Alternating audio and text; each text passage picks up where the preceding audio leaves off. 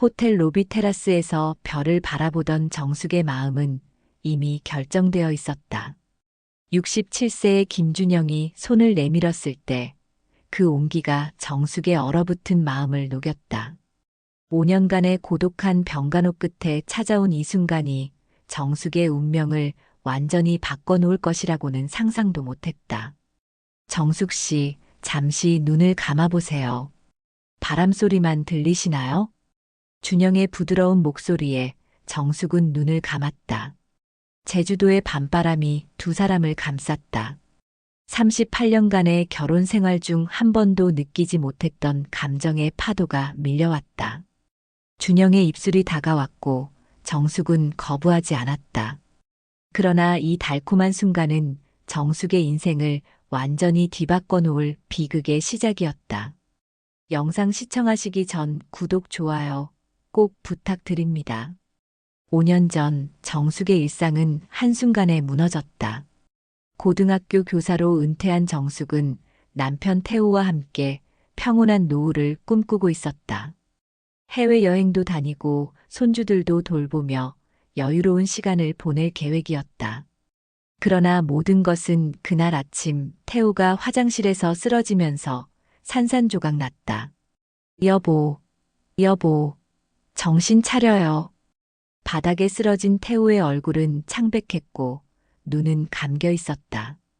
응급실로 급히 이송된 태호는 심각한 뇌출혈 진단을 받았다. 의사는 수술이 필요하다고 했다. 수술은 성공적이었지만 의식 회복 시기는 예측하기 어렵습니다. 의사의 말에 정숙의 다리에서 힘이 빠졌다. 수술 후에도 태호는 의식을 되찾지 못했고 결국 장기 요양이 가능한 요양병원으로 옮겨졌다. 교사 퇴직금으로 병원비를 충당하며 정숙은 매일 아침부터 저녁까지 병원을 지켰다. 언제쯤 의식이 돌아올까요? 처음에는 매일 의사에게 물었지만 시간이 흐를수록 희망은 점점 희미해졌다. 미국에서 직장 생활을 하는 아들 준호와 유럽에 있는 딸 미라는 가끔 전화로 안부를 물었지만 멀리 있어 자주 찾아오지 못했다. 정숙은 혼자서 모든 것을 감당해야 했다. 미경 씨, 오늘은 일찍 퇴근하세요. 저희가 잘 돌볼게요. 간호사들의 권유에도 정숙은 쉽게 병원을 떠나지 못했다. 혹시 자신이 없는 사이에 태호에게 무슨 일이 생길까 항상 불안했다. 유일한 위안은 오랜 친구 영미와의 주간 차 모임이었지만 병간호가 길어지면서 그마저도 포기해야 했다. 정숙의 일상은 병원과 집을 오가는 단조로운 반복이 되었다. 38년간 함께한 남편과의 시간들이 주마등처럼 스쳐 지나갔다. 특별히 화려하거나 부유한 삶은 아니었지만 서로 의지하며 평범하게 살아왔다. 태호는 중소기업에서 기술직으로, 정숙은 고등학교 교사로 일했다. 밤에 혼자 집에 돌아와 텅 빈 방을 보면 정숙의 마음은 무너졌다. 태호의 옷가지들, 신발, 그가 읽던 책들, 모든 것이 그대로인데 사람만 없었다. 가끔은 절망감에 수면제를 들고 모든 것을 끝내고 싶다는 생각도 들었다. 그러나 누가 태호를 돌볼지 걱정되어 그런 선택은 하지 않았다. 정숙의 하루 목표는 단지 버티는 것이었다. 병원에 가서 태호의 손을 잡고 책을 읽어주고 그의 얼굴을 닦아주는 소소한 일상을 이어갔다. 때로는 지치고 슬펐지만 이것이 정숙이 선택한 사랑의 방식이었다. 여보, 오늘도 왔어요. 저 여기 있어요. 매일 아침 요양병원으로 향하는 발걸음은 무거웠지만 그것이 정숙이 할 수 있는 유일한 사랑의 표현이었다. 미래가 두렵고 불안했지만 정숙은 매일 이렇게 태호의 곁을 지켰다. 요양병원 5년 차, 정숙의 일상은 병원과 집을 오가는 단조로운 반복이었다. 아침마다 같은 시간에 병원에 도착해 태호의 몸을 닦아주고 마사지해주고 말을 걸어주는 것이 그녀의 일과였다. 간호사들은 정숙을 성실한 보호자라고 불렀다. 하지만 그들은 정숙의 마음속 깊은 외로움과 고통을 알지 못했다. 정숙 씨, 오늘은 제가 태호 씨 머리 감겨드릴게요. 잠시 쉬다 오세요. 황 간호사의 권유에 정숙은 머뭇거렸다. 5년 동안 단 하루도 태호의 곁을 떠난 적이 없었다. 그때 병원 복도에 붙은 포스터가 눈에 들어왔다. 인생의 이막, 다시 피는 꽃 마이너스 보호자를 위한 심리치료 프로그램. 한번 참여해보세요. 다른 보호자분들도 많이 오신대요. 황 간호사의 말에 정숙은 반신반의하며 첫 수업에 참석했다. 소극적인 성격 때문에 망설였지만 무언가 변화가 필요하다고 느꼈다. 병원 내 작은 세미나실은 지친 표정의 보호자들로 가득 찼다. 조용한 기대감 속에서 강사가 들어왔다. 단정한 차림의 67세 남성이었다. 안녕하세요, 여러분. 저는 김준영입니다. 오늘부터 함께 마음의 여행을 떠나보려 합니다. 준영의 첫인상은 따뜻했다. 흰머리가 섞인 단정한 머리, 깊게 팬 주름 속에서도 빛나는 눈빛, 그리고 진심이 느껴지는 미소가 인상적이었다. 준영은 전직 심리학 교수로 5년 전 아내를 암으로 잃은 후 같은 상황의 사람들을 위한 프로그램을 운영하고 있다고 했다. 그날의 주제는 상실과 함께 살아가기였다. 준영은 자신의 경험을 솔직하게 나누었다. 아내의 투병, 그녀를 떠나보낸 슬픔, 그리고 그 이후의 허망한 시간들. 마치 정숙의 이야기를 듣는 것 같았다. 비록 태호는 세상을 떠난 것은 아니지만 일상에서의 그의 부재는 비슷한 상실감을 안겨주었다. 우리는 모두 어떤 형태로든 상실을 경험합니다. 하지만 상실 속에서도 우리는 삶을 이어가야 합니다. 그것이 사랑하는 이들이 우리에게 바라는 일이기도 하죠.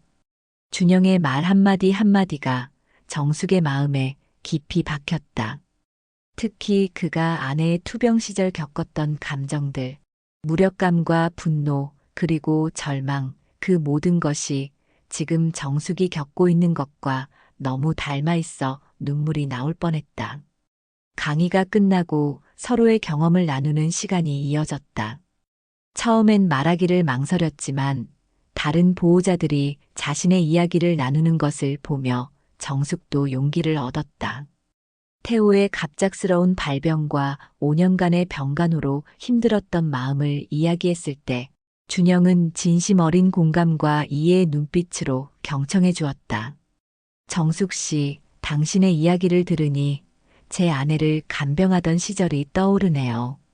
그때 제가 가장 필요로 했던 건 누군가 제 이야기를 들어주는 것이었어요. 혼자가 아니라는 느낌, 그것이 저를 버티게 했죠. 그 말에 정숙의 마음이 울컥했다. 정확히 지금 그녀가 필요로 하는 것이었다. 5년 동안 누구에게도 말하지 못했던 감정들이 본물 터지듯 쏟아졌다. 첫 강의가 끝나고 돌아가는 버스 안에서 정숙은 오랜만에 마음이 가벼워지는 느낌이었다. 5년 동안 숨도 제대로 쉬지 못하고 달려온 것 같은데 잠시나마 숨을 돌릴 수 있는 시간이 주어진 기분이었다. 프로그램은 매주 화요일에 계속되었다. 정숙은 점점 더 적극적으로 참여하게 되었고 준영의 강의는 그녀가 유일하게 기다리는 시간이 되었다. 준영은 항상 강의 전후로 시간을 내어 참석자들과 대화를 나누었고 정숙 역시 그와의 짧은 대화 시간을 소중히 여겼다. 한 달쯤 지났을 때 준영이 강의 후 정숙에게 개인적으로 다가왔다. 정숙 씨, 오늘 강의 어떠셨어요?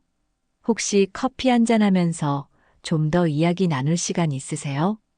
병원 내 작은 카페에서 정숙과 준영은 처음으로 단둘이 대화를 나누게 되었다. 창밖으로 보이는 병원 정원의 단풍이 가을의 깊이를 더했다. 준영은 따뜻한 관심으로 태호의 상태와 앞으로의 치료 계획에 대해 물었다. 제가 아내를 간병할 때 가장 힘들었던 것은 외로움이었어요.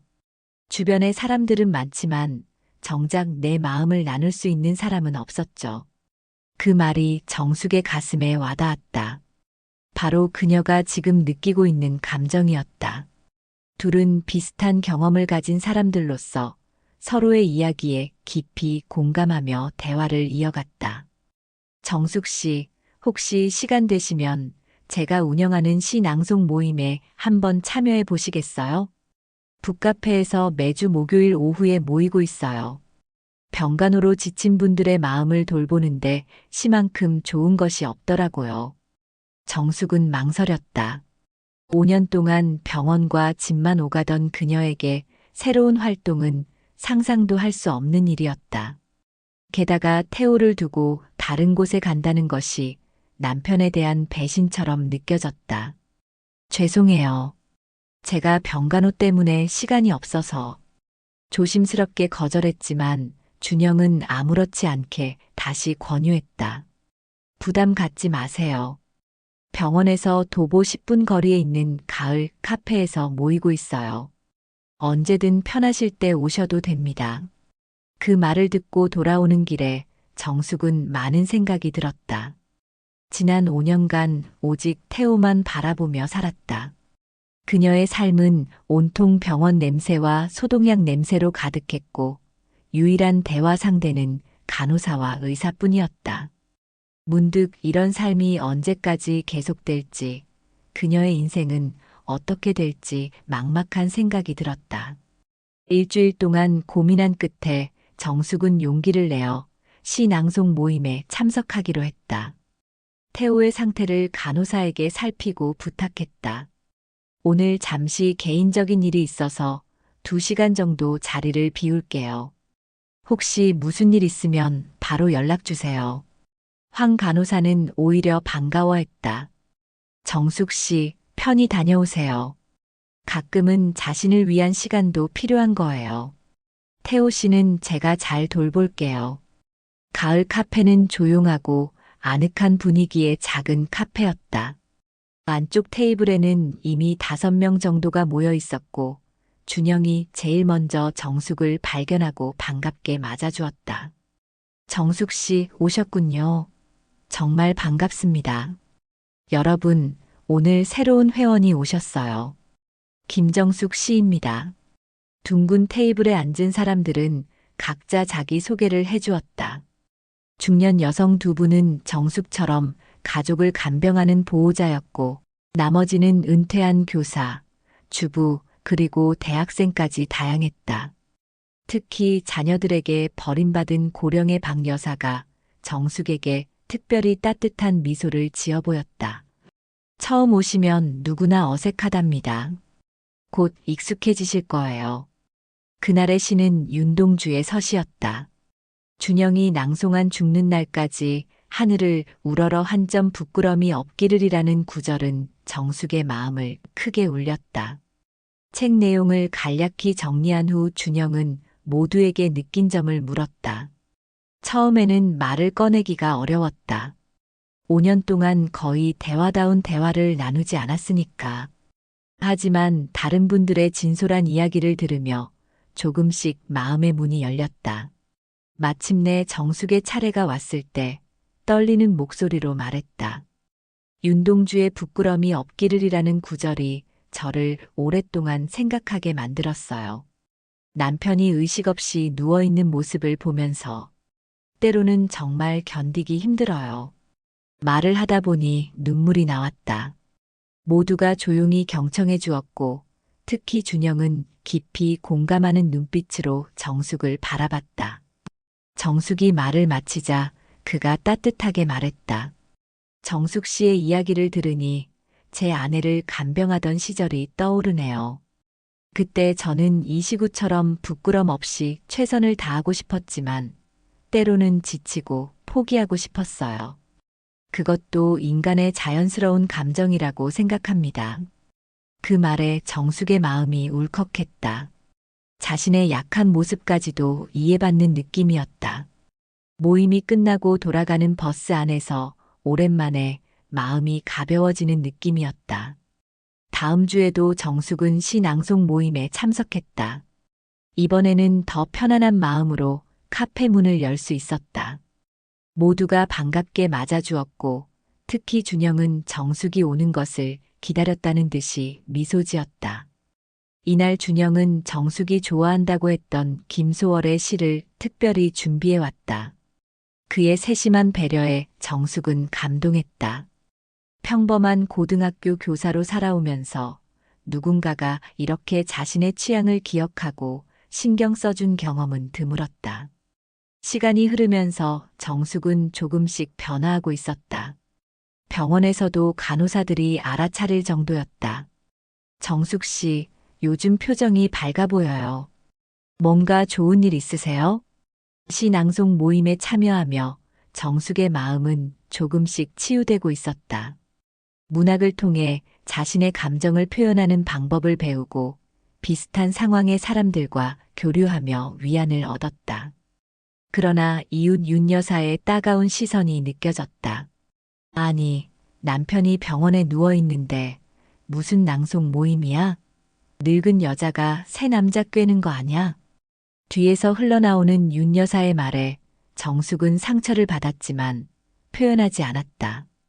그녀는 자신이 하는 일이 잘못된 것이 아니라고 스스로를 다독였다. 어느 날 시 낭송 모임 회원들이 윤동주 문학관이 있는 제주도 여행을 계획했다. 3박 4일 일정으로 소설 속 배경이 된 장소들을 직접 방문하며 심도 있는 토론을 이어가자는 제안이었다. 참가 여부는 자유롭게 결정하라고 했지만 대부분의 회원들이 긍정적인 반응을 보였다. 정숙은 망설였다.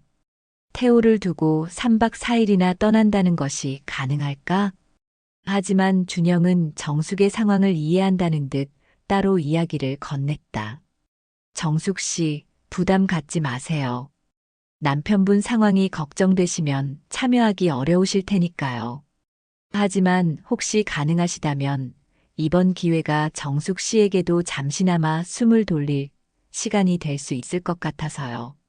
집으로 돌아와 정숙은 고민했다. 5년 동안 단 하루도 태호 곁을 떠나본 적이 없었다. 하지만 최근 시 낭송 모임을 통해 느낀 작은 행복과 위안은 분명 그녀의 삶에 변화를 가져왔다. 마음속 깊이 억눌러왔던 갈증이 조금씩 해소되는 기분이었다. 결정적으로 병원의 담당 간호사 황 선생이 등을 떠밀어 주었다. 정숙 씨, 잠시 다녀오세요. 태호 씨는 저희가 잘 돌볼게요. 오히려 정숙 씨가 계속 이렇게 지치면 장기적으로 더 힘들어질 수 있어요.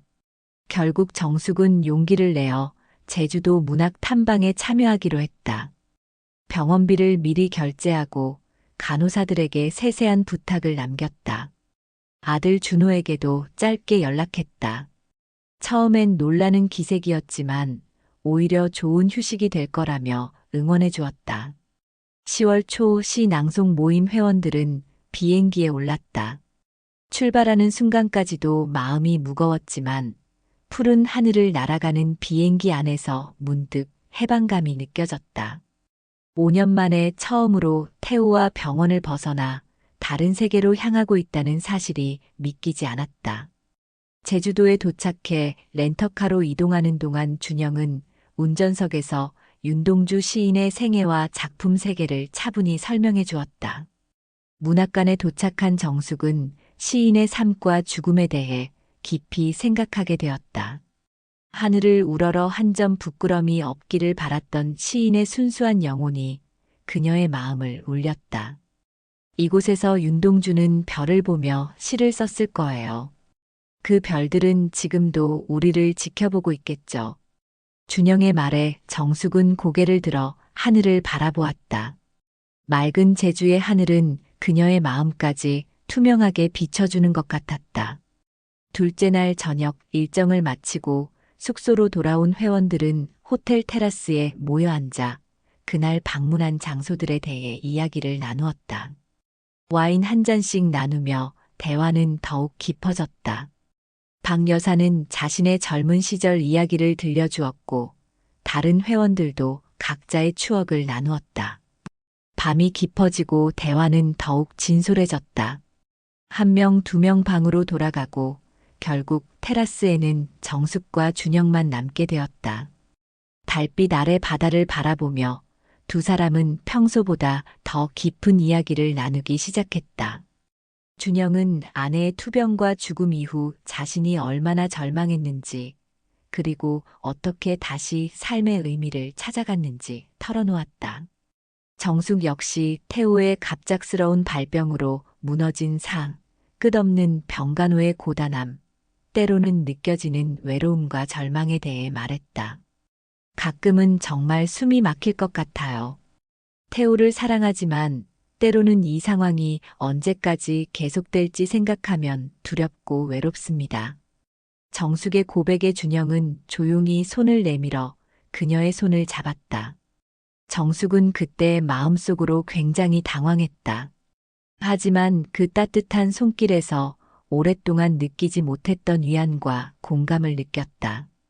달빛과 바다소리, 그리고 와인의 은은한 향기가 어우러진 그 순간, 두 사람은 서로를 바라보았다. 정숙은 준영의 눈빛에서 자신의 마음과 같은 감정을 읽었다. 5년 동안 억눌러온 감정들이 한순간에 폭발했다. 정숙 씨, 잠시 눈을 감아보세요. 바람 소리만 들리시나요? 준영의 부드러운 목소리에 정숙은 눈을 감았다. 제주도의 밤바람이 두 사람을 감쌌다.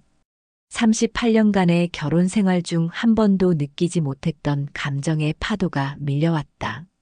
준영이 몸을 기울이자 정숙도 본능적으로 그를 향해 다가갔다.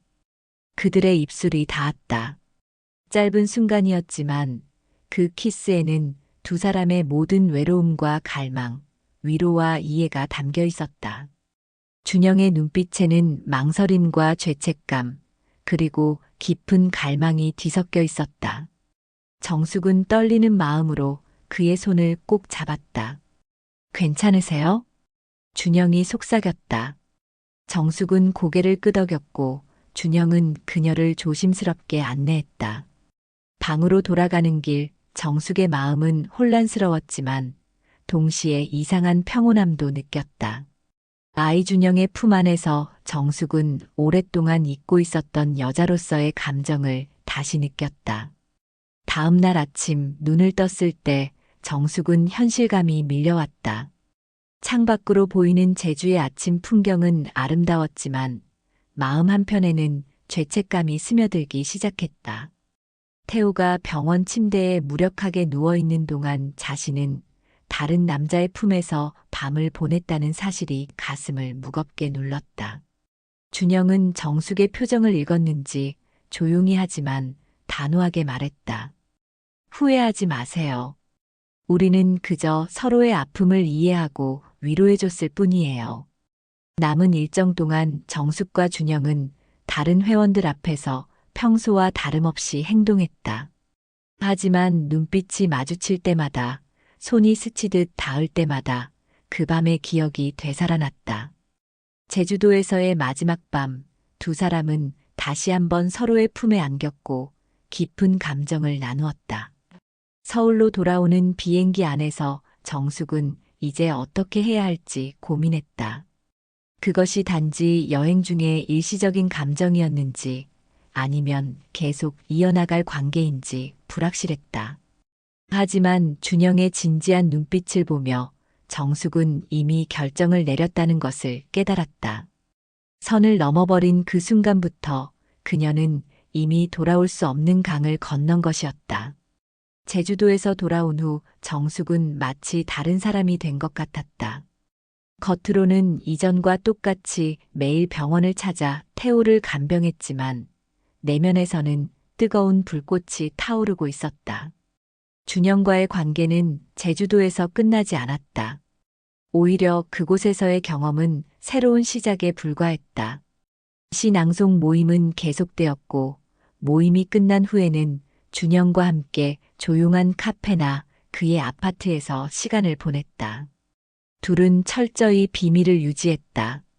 모임 회원들 중 아무도 그들의 관계를 눈치채지 못했고 병원 관계자들도 마찬가지였다. 태호의 상태가 안정적이라는 이유로 가끔은 하루나 이틀 개인적인 일로 병원에 가지 않을 때도 있었다. 그 시간은 모두 준영과 함께했다. 준영은 정숙이 경험해 본 적 없는 깊은 이해와 공감을 보여주었고 그의 따뜻한 품은 5년간의 고독을 씻어내는 것 같았다.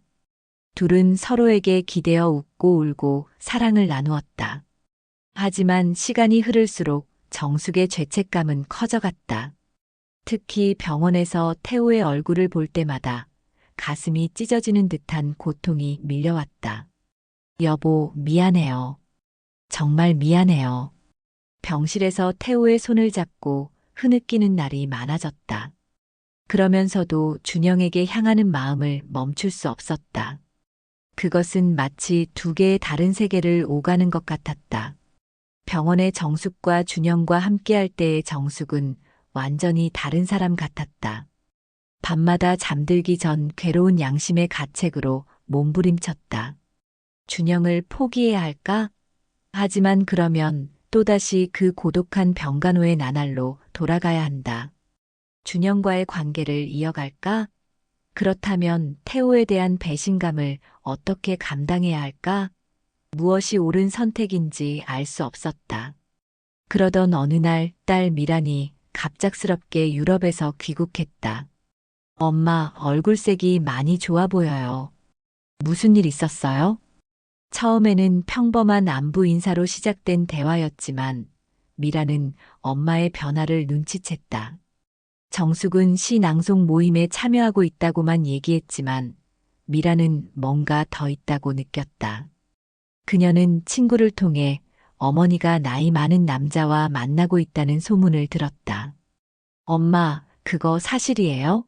아버지가 아직 살아계신데 어떻게 그럴 수 있어요? 미란의 날카로운 질문에 정숙은 아무 말도 할 수 없었다. 딸의 눈에서 실망과 분노가 느껴졌다. 이건 배신이에요. 제가 아버지 대신 할 말을 하겠어요. 엄마는 아버지를 버리려는 거예요? 딸의 말에 정숙은 눈물만 흘렸다. 미라는 화를 내며 집을 나갔지만 다음 날 이혼 전문 변호사인 홍기준을 소개해 주었다. 엄마가 행복하길 바라요. 하지만 이건 옳지 않아요. 아버지에 대한 예의가 아니에요. 법적으로 정리하고 새 출발을 하세요. 미란의 차가운 말에 정숙은 충격을 받았다. 그녀는 딸이 자신을 이해해 주길 바랐지만 이런 반응은 예상하지 못했다. 미란은 떠나기 전 마지막으로 말했다. 홍 변호사님께 상황을 설명했어요.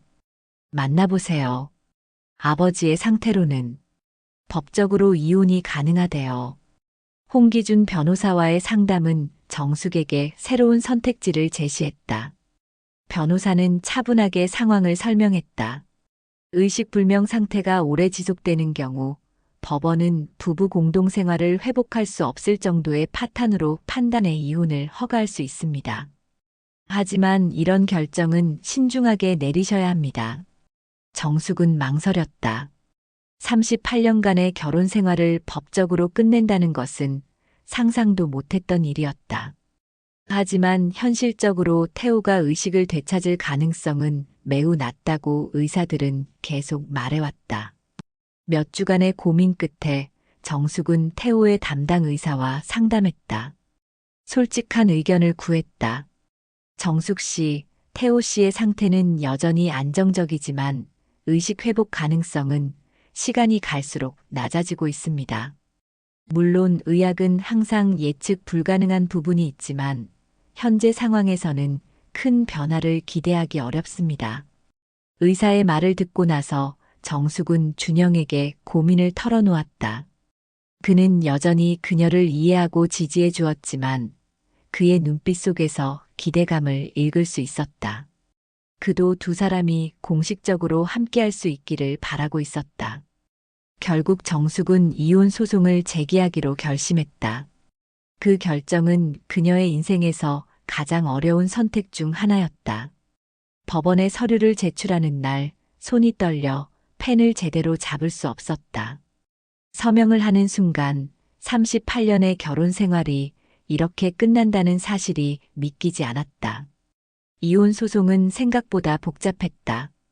특수한 상황이라 법원에서는 여러 증거와 증언을 요구했고 의료진의 진단서와 의견서도 필요했다. 가장 힘들었던 것은 주변 사람들의 시선이었다. 소식을 들은 몇몇 친척들은 노골적으로 정숙을 비난했다. 의식 없는 사람을 버리다니 어떻게 그럴 수 있어? 시어머니 김 여사가 병원을 찾아와 정숙을 몰아세웠다. 85세의 고령에도 불구하고 아들을 위한 분노는 강렬했다. 내 아들이 눈을 못 뜨는 게 다 내 때문이야. 이제 와서 이런 짓을 하다니. 정숙은 그저 고개를 숙이고 침묵할 수밖에 없었다. 어떤 설명도 그들의 분노를 가라앉힐 수 없었다. 다행히도 친구 영미는 정숙의 편이 되어주었다. 내가 행복하다면 나도 기쁘다. 누가 뭐래도 너의 삶이니까. 태호도 내가 평생 그를 위해 희생하길 바라지는 않았을 거야. 그럼에도 불구하고 정숙은 이웃들과 친척들의 차가운 시선을 견디기 힘들었다. 마트에서 만나는 사람들의 수군거림, 병원 방문 시 간호사들의 달라진 태도, 모든 것이 그녀를 괴롭혔다. 법원 심리가 계속되는 몇 개월 동안 정숙은 감정적으로 큰 롤러코스터를 탔다. 법정에 설 때마다 심장이 터질 것 같았고 판사의 질문에 답할 때는 목이 메어 말이 제대로 나오지 않았다. 때로는 이 모든 것을 포기하고 싶다는 생각도 들었지만 준영의 존재가 그녀에게 힘이 되었다. 정숙 씨, 당신은 잘못한 게 없어요. 결혼은 둘이 함께하는 것이지만 한 사람만 남겨진 상황에서 평생을 그렇게 살라고 요구하는 건 너무 가혹합니다. 준영의 말은 정숙에게 용기를 주었다. 마침내 6개월의 소송 끝에 법원은 정숙의 이혼 청구를 받아들였다. 판사는 태호의 건강 상태와 회복 가능성, 정숙의 상황 등을 종합적으로 고려할 때 이혼이 인정된다고 판결했다. 법원을 나오는 순간 복잡한 감정이 밀려왔다. 안도감과 슬픔, 죄책감과 해방감이 뒤섞였다. 38년간의 결혼 생활이 공식적으로 끝난 것이다. 이혼 후 처음으로 정숙과 준영은 공개적으로 만날 수 있게 되었다. 더 이상 숨거나 거짓말을 할 필요가 없어졌다. 시낭송 모임 회원들에게 두 사람의 관계를 밝혔고 대부분은 축하해 주었다. 정숙은 준영의 집에 편하게 머무를 수 있었고 함께 영화를 보거나 여행을 갈 수도 있었다. 이혼 후 처음 2달은 정말 꿈 같았다.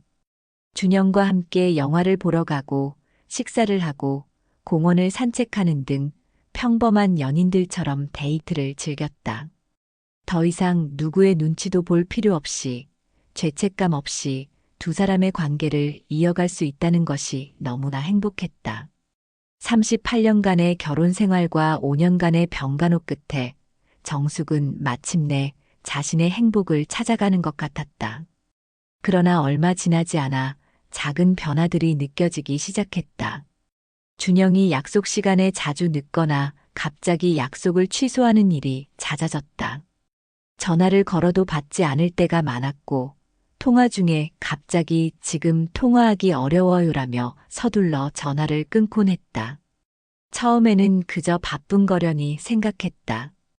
준영은 여러 병원과 복지관에서 강의를 하는 사람이니까. 하지만 이상한 문자 메시지를 우연히 보게 된 날부터 의심이 커지기 시작했다. 함께 저녁을 먹던 중 준영의 핸드폰에 메시지가 왔는데 화면에 오늘 저녁 약속 여전히 유효한가요? 기다리고 있어요라는 내용이 보였다. 준영은 재빨리 핸드폰을 뒤집어 놓고는 아무 일도 없었다는 듯이 행동했다.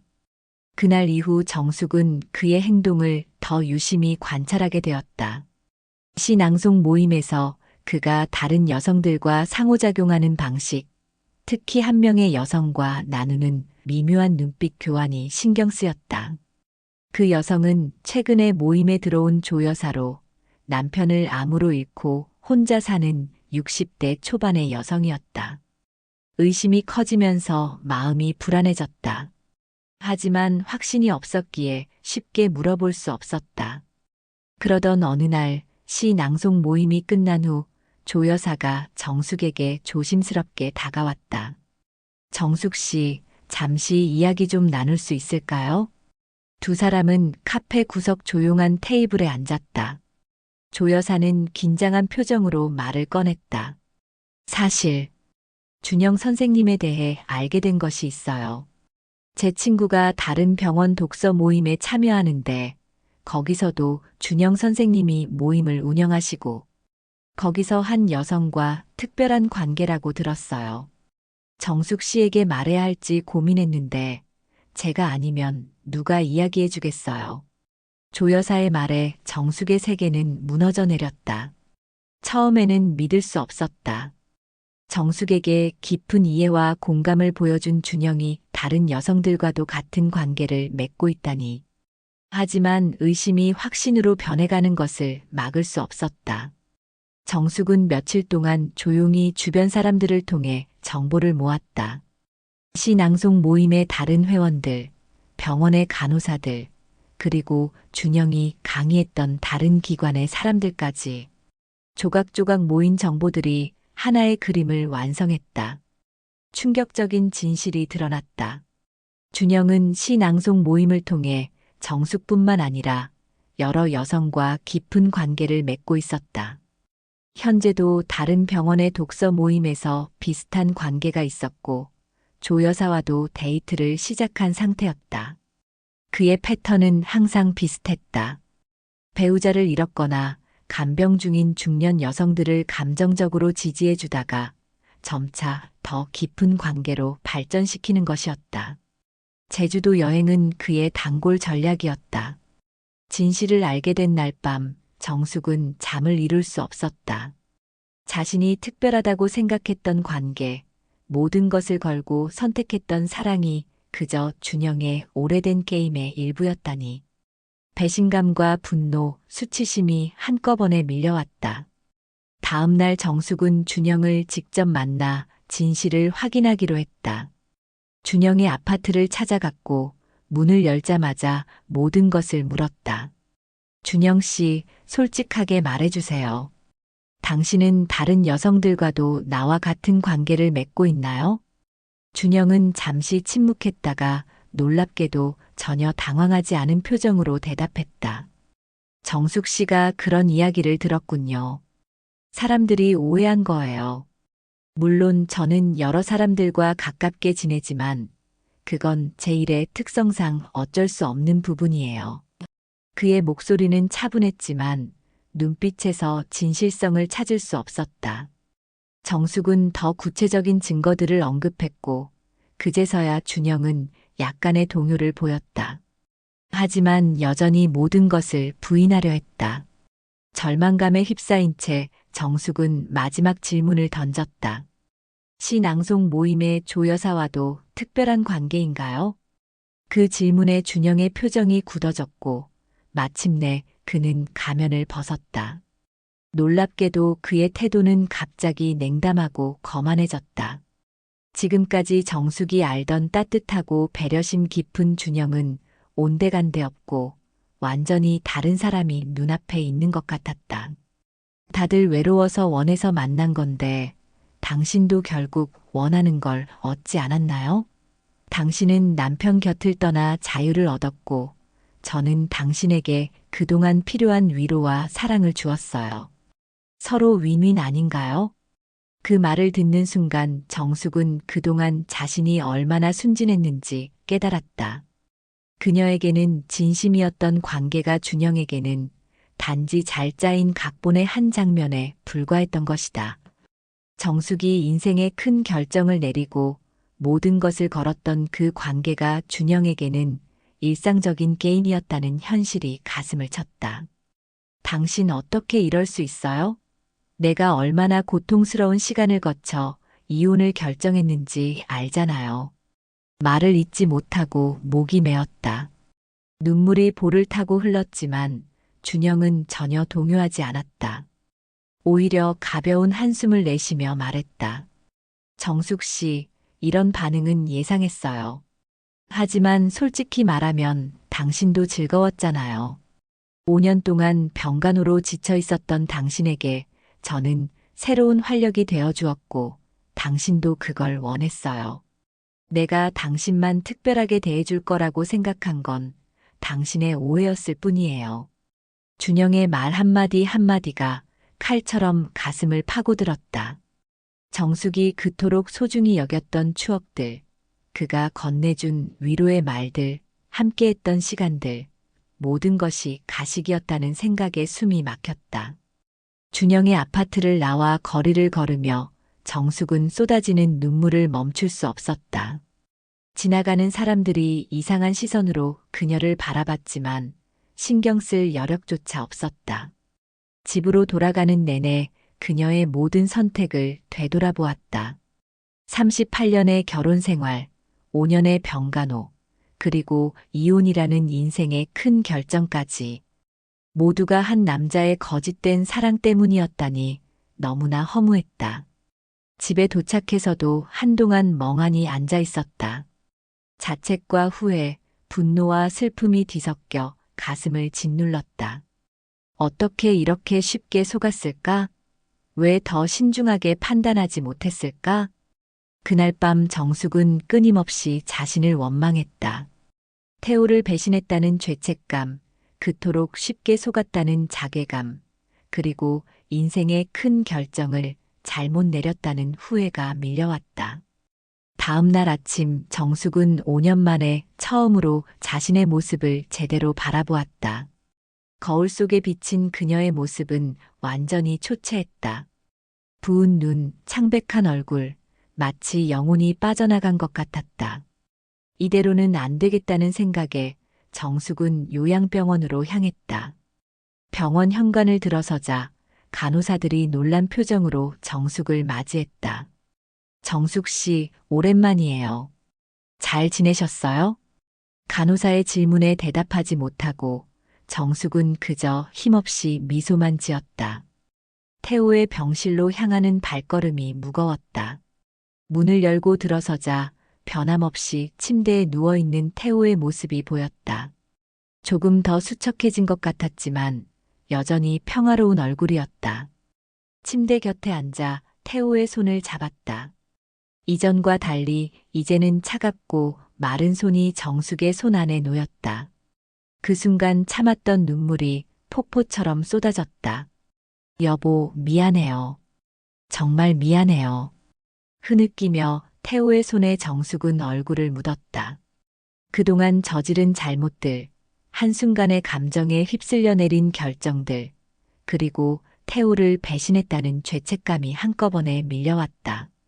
다시 돌아왔어요. 이제 떠나지 않을게요. 당신 곁에 있을게요. 그날부터 정숙은 다시 병원 생활을 시작했다. 법적으로는 이미 헤어진 사이였지만 그것은 단지 서류상의 관계일 뿐이었다. 38년간 함께한 인연은 종이 한 장으로 끊어질 수 없는 것이었다. 매일 아침 일찍 병원에 도착해 밤 늦게까지 태호 곁을 지켰다. 이전보다 더욱 성실하게 간병했다. 태호의 몸을 닦아주고 마사지를 해주고 책을 읽어주며 대화를 나누었다. 물론 그는 대답할 수 없었지만 정숙은 계속해서 말을 걸었다. 병원 직원들은 정숙의 변화에 놀라워했다. 예전에도 성실한 보호자였지만 이제는 더욱 헌신적으로 태호를 돌보는 모습이 달라 보였다. 정숙 씨, 요즘 더 자주 오시네요. 무슨 일 있으세요? 간호사의 질문에 정숙은 그저 미소로 답했다. 그녀의 인생의 큰 실수와 깨달음을 설명하기에는 너무 복잡하고 아픈 이야기였다. 밤이면 태호의 손을 잡고 그날 있었던 일들을 이야기했다.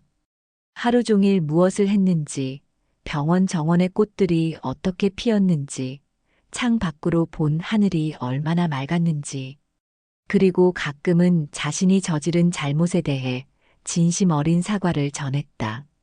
여보, 내가 얼마나 어리석었는지 몰라요. 용서해줘요. 정말 미안해요. 물론 이미 혼수 상태인 태호는 정숙의 말을 들을 수 없었다.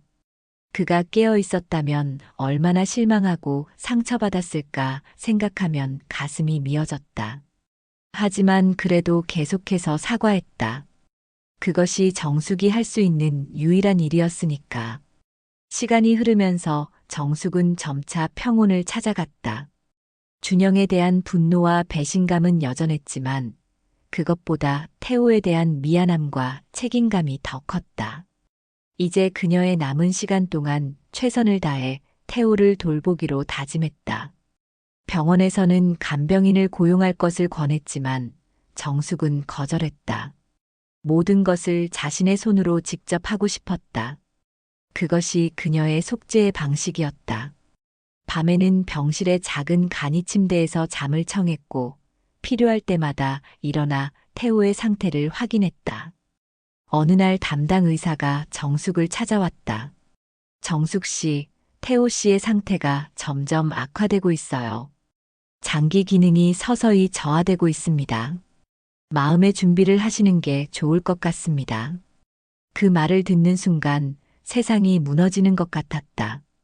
태호와 다시 화해하고 제대로 사과할 시간이 얼마 남지 않았다는 사실에 절망감이 밀려왔다. 그날 밤 정숙은 태호의 손을 꼭 붙잡고 밤새 울었다. 제발 조금만 더 버텨줘요. 내가 잘못했어요. 다시 시작할 수 있게 기회를 주세요. 하지만 의학적 현실은 냉혹했다. 의사의 예상대로 태호의 상태는 점점 나빠졌고 기계의 도움이 더욱 필요해졌다. 그럼에도 정숙은 희망을 버리지 않았다. 매일 그의 귀에 속삭였다. 여보, 당신은 강한 사람이잖아요. 꼭 이겨낼 수 있어요. 내가 여기 있어요. 간호사들은 정숙에게 휴식을 취하라고 권했지만 그녀는 한시도 태호 곁을 떠나지 않았다. 그가 깨어나든 아니든 마지막 순간까지 함께하고 싶었다. 법적으로는 이미 남이 되었지만 그녀의 마음속에서는 여전히 그녀의 남편이었으니까. 5일 정도 지난 새벽 3시쯤이었다. 갑자기 울리는 전화벨 소리에 정숙은 잠에서 깼다. 아들 준호의 다급한 목소리가 수화기 너머로 들려왔다. 엄마, 지금 병원에서 연락이 왔어요. 아버지가 갑자기 상태가 나빠지셨대요. 빨리 병원으로 가보세요. 저도 지금 서울에서 출발할게요. 순간 심장이 멎는 것 같았다. 정숙은 허둥지둥 옷을 껴입고 택시를 불러 병원으로 달려갔다. 병원 복도는 한밤중임에도 분주했고 태호의 병실 앞에는 의료진들이 모여 있었다. 멀리서도 그들의 표정만 봐도 이미 무슨 일이 일어났는지 직감적으로 알 수 있었다. 정숙 씨, 정말 유감입니다. 갑자기 심장 기능이 멈췄어요. 최선을 다했지만 의사의 말이 끝나기도 전에 정숙은 병실로 뛰어들어갔다. 태호는 마치 잠든 것처럼 평화롭게 누워 있었다. 하지만 심전도 모니터에는 더 이상 그 익숙한 선이 움직이지 않았고 그의 손은 차갑게 식어 있었다. 안 돼요. 이럴 순 없어요. 태호의 몸에 엎드려 정숙은 울었다. 5년 동안의 병간호, 그리고 다시 돌아와 함께한 시간들. 끝내 태호는 한마디 말도 없이, 아무런 반응도 없이 떠나버렸다. 정숙은 제대로 사과할 기회조차 얻지 못한 채 모든 것이 끝나버렸다. 새벽에 달려온 준호는 정숙을 부축해 의사실로 데려갔다. 그곳에서 그들은 죽음의 원인과 앞으로의 절차에 대한 설명을 들었다. 모든 것이 꿈만 같았다. 아직도 믿기지 않았다. 방금 전까지만 해도 그의 손을 잡고 있었는데 이제는 영원히 그 손을 잡을 수 없다니. 장례식장은 생각보다 많은 조문객으로 붐볐다. 태호가 직장 생활을 했던 동료들, 친구들, 그리고 요양병원의 의료진들까지 많은 사람들이 그를 기억하고 있었다. 검은 상복을 입고 영정 앞에 앉아 있으면서 정숙은 태호의 사진을 보며 끊임없이 눈물을 흘렸다. 어머니, 너무 자책하지 마세요. 아버지도 이해하실 거예요. 준호의 위로에도 눈물은 멈추지 않았다. 태호가 정말 이해할 수 있을까? 의식 없이 누워있는 동안 아내가 다른 남자와 관계를 맺고 심지어 이혼까지 했다는 사실을 아무리 생각해도 용서받을 수 없는 일이라고 느꼈다. 장례식이 끝나고 태호의 유골함을 받은 그날, 정숙은 납골당에 그의 사진을 모시며 마지막 작별 인사를 했다. 여보, 정말 죄송해요. 용서해 주세요. 장례를 마치고 빈 집으로 돌아왔을 때 고요함이 정숙을 압도했다. 이제 더 이상 병원에 갈 필요도 태호를 돌볼 일도 없었다. 그저 혼자만의 시간과 후회, 그리고 죄책감만이 남았다. 생계를 위해 정숙은 일자리를 찾아야 했다.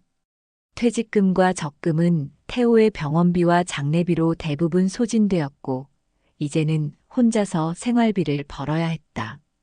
고등학교 교사로 은퇴한 경력을 살려 다시 취업을 시도했지만 62세라는 나이 때문에 번번이 거절당했다. 여러 학원과 교육기관에 지원했지만 모두 젊은 강사들을 원했다. 결국 지역 도서관에 시간제 사서 자리를 겨우 구할 수 있었다. 돈은 적었지만 책을 좋아하는 정숙에게는 나쁘지 않은 선택이었다. 첫 출근 날 떨리는 마음으로 도서관에 도착했다. 대학 교수가 된 제자들도 여럿 있는 베테랑 교사였던 그녀가 이제는 작은 도서관의 보조사서로 일하게 된 것이다. 젊은 관장 박정우는 간단하게 업무만 설명하고는 바로 시작하게 했다. 선생님, 여기는 단순 업무예요. 책 정리하고 대출 반납 처리하고 어려운 건 없으니 천천히 배우세요. 박정훈의 말투에는 노인을 대하는 거만함이 묻어 있었다. 정숙은 무시당하는 느낌이었지만 직장을 구하기 어려운 상황에서 이 일을 놓칠 수 없었다. 일은 생각보다 쉬웠다. 오랜 교직 생활로 책을 다루는 것에 익숙했고 사람들과 소통하는 것도 자연스러웠다. 하지만 젊은 직원들의 태도가 불편했다. 그들은 정숙을 할머니라고 부르며 은근히 비웃었다. 창고에서 책을 정리하던 중 우연히 20대 여직원들의 대화가 들렸다. 저 할머니는 왜 이렇게 느리지? 내가 2배는 더 빨리 하는데 같은 월급 받는다니 억울해. 맞아. 컴퓨터도 잘 다루지 못하면서 대체 왜 채용한 거야?